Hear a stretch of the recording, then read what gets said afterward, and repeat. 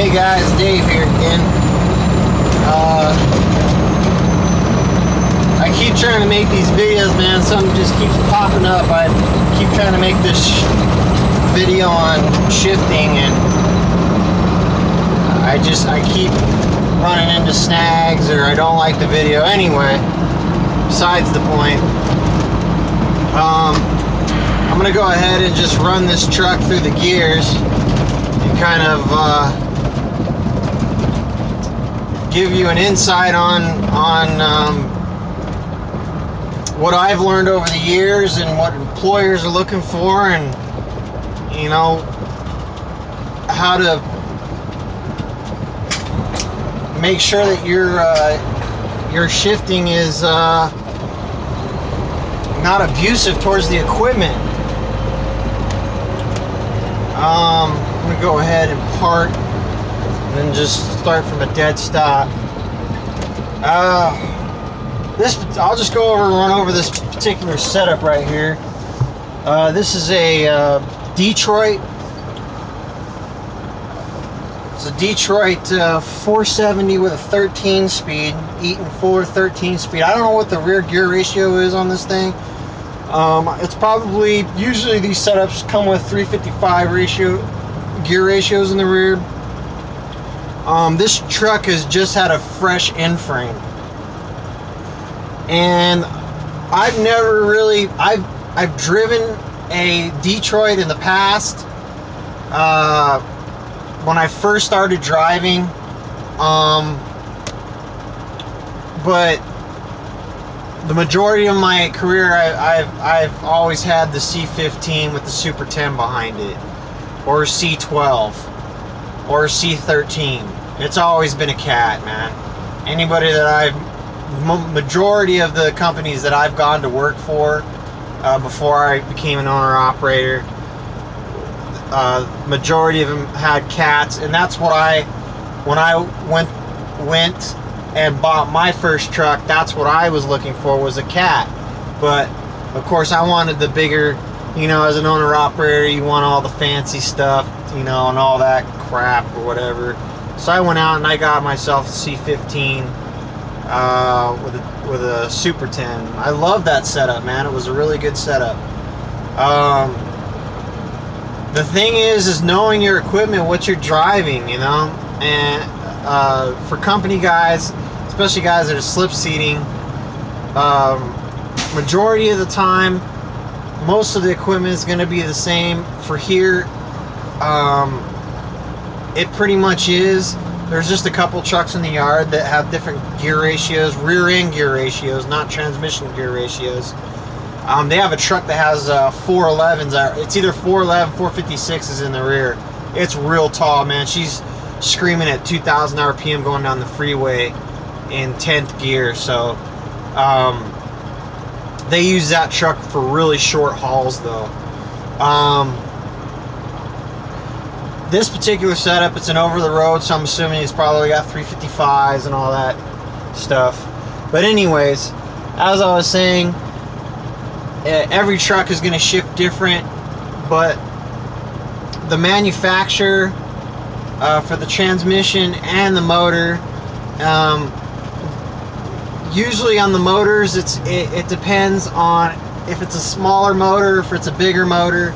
The bigger motors, the peak torque's going to come in a lot sooner than, say, maybe a smaller motor, depending on what brand it is, give or take. I'm just, from what I can see and what I've read from some of the stuff in some of the magazines and stuff like that, and some of the online ads or online articles,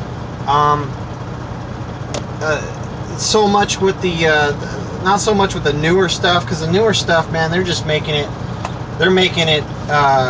to where you got to use your progressive shifting all the time, and you're shifting at 1100, 1200 RPM, empty or loaded. I know I just recently drove one of the new Detroit, and that was amazing. I mean, the new Detroit it was a 475 or a 470, backed up with a 10-speed, and that particular setup was coming in. I mean, it just fell in every time at 1200 RPM, empty or loaded. It didn't matter. That it was just right there, and that's what it liked. And that's the thing is a lot of guys, they get in a rush and they start trying to speed up the process by whining the shit out of the motor, or think if they get that they can get to the speed any quicker than if you were to use your progressive shifting. You can't, man. All you're doing is burning fuel. That's all you're doing. You're just burning fuel, and you're not really going to get to the speed that you want to get to any quicker. You might get there 10 seconds quicker, but you probably burnt, you're going to end up burning more fuel than if you were just to take your time and go through the gears and try and be smooth about it. Try and have a rhythm, as you're going down the road, man. Because really, that's what employers look for, man. They're gonna, especially some of these guys that pay, top dollar, they're looking for the guy that can shift the truck and shift it nice and smooth, and is not trying to wind the shit out of the gear, trying to sit there and force it into gear or anything like that, because that stuff wears on the shift forks. It puts a lot of strain in between, the shift forks, the main shaft, just a lot of different stuff inside that. There's a lot of different moving parts inside that transmission, man. And when you take out a main shaft, man, that shit's expensive, man. It's no joke. I mean, just to R&R one of these trannies, it's usually right around $1,000, and that's usually the minimum. To rebuild one of these things, I mean, you're talking 4 or 5, depending on if it's the newer ones. Since they have sensors and shit all over them, it's even worse. It's up there, man. It really is. It's up in the $6,000, $7,000, even $10,000 range. And change one of the clutches out on some of these newer trucks. From what I've heard, it's $1,500 to $2,000. So if you're wiping out clutches, man, you're probably most likely not going to have a job, dude.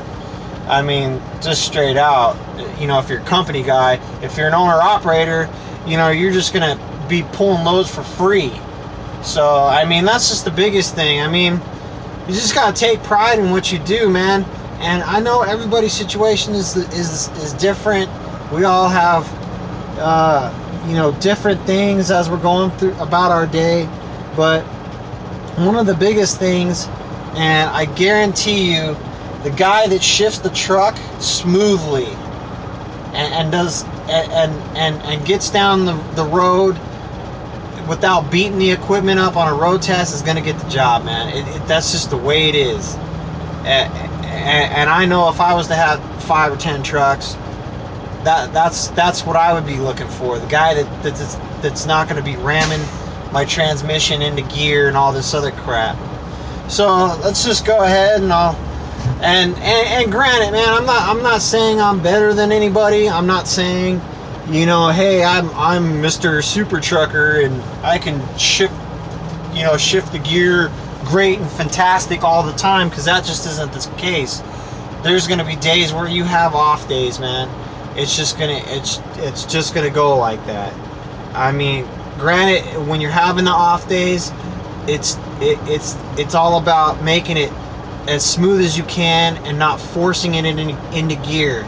I mean, when you're putting in 60, 70 hours a week, I mean, you get a little tired. Don't get me wrong, you are gonna miss it here and there.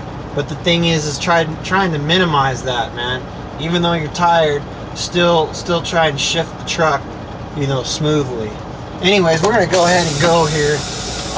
Like I said, this is a 13 speed. As soon as you use the range selector to get into the higher gears, all you do is pre-select and let out the throttle and then make your shift. This transmission is pretty straightforward. There's nothing fancy to it. And pre-select always. That way you don't get that nasty sound if you're trying to pre-select before you go into, or pre-select while you're trying to go into the gear.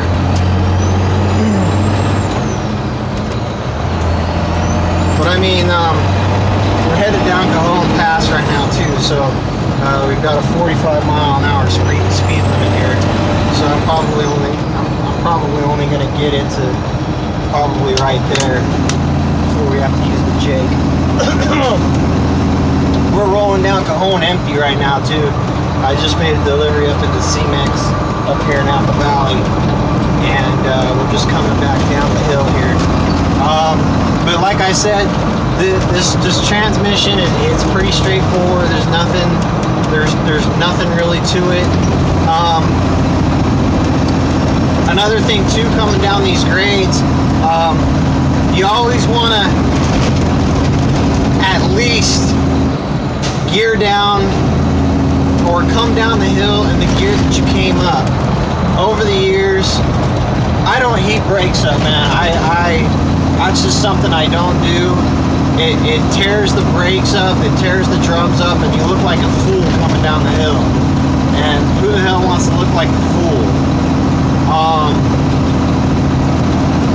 I've noticed on some hills when you go up in a certain gear, and everybody's different. Everybody drives the truck. The only thing I can do here is give you my experience on what I've learned coming down some of these hills. But you want to come down the hill smooth, just the way you're shifting the truck. You want to shift smooth, and you want that smooth operation. You know, you don't want to be banging shit around, heating brakes up, and all that other crap, man. It just makes for a stressful day when you're doing shit like that. Usually, most of the guys will say the gear that you came up in is the gear you go down. It just also depends on the grade, man. If you have a 3% grade, you came up on a 6%, but you have a 3% grade on the other side, you might be able to go one gear higher. You might be able to. But if you're not comfortable and you don't feel it's safe doing it that way, then obviously you're going to come down in the gear that you came up in. And it minimizes the braking that you have to do coming down the hill. Granted, you're gonna use brake. You're gonna use some type of braking. And I've heard this story a million times. The Jake brake doesn't work with your regular brakes. That's a bunch of crap, man. This whole braking system, your brakes, the Jake brake, your gears, it all helps you come down the hill, man. It all helps you come down the hill. It's just what gear you pre-select to make everything else work. And that is the biggest thing, is pre-selecting the proper gear when you're coming down a grade. From what I can see, a lot of people have different braking styles. I use stab. Some people use the older technique where they apply the brake and hold it there, light braking. I don't particularly like that style. I like to gear down and then use light pressure. I call it stabbing. You stab it and then you let off of it. You let the brakes cool off. But see, most of the time, you'll see a lot of guys, they won't even use the brakes coming down the hill. And that's the best way. And when you're usually doing it that way, you're running the RPM a little bit higher coming down the hill. But on most of these engines, they're designed that way. It just depends on your particular setup. And you know what? I'm gonna have to go ahead and cut this video because we're already getting into the 15-minute range, and I think that's all YouTube allows. So anyways, hopefully this was knowledgeable for some of you newer guys out there, and I'm out.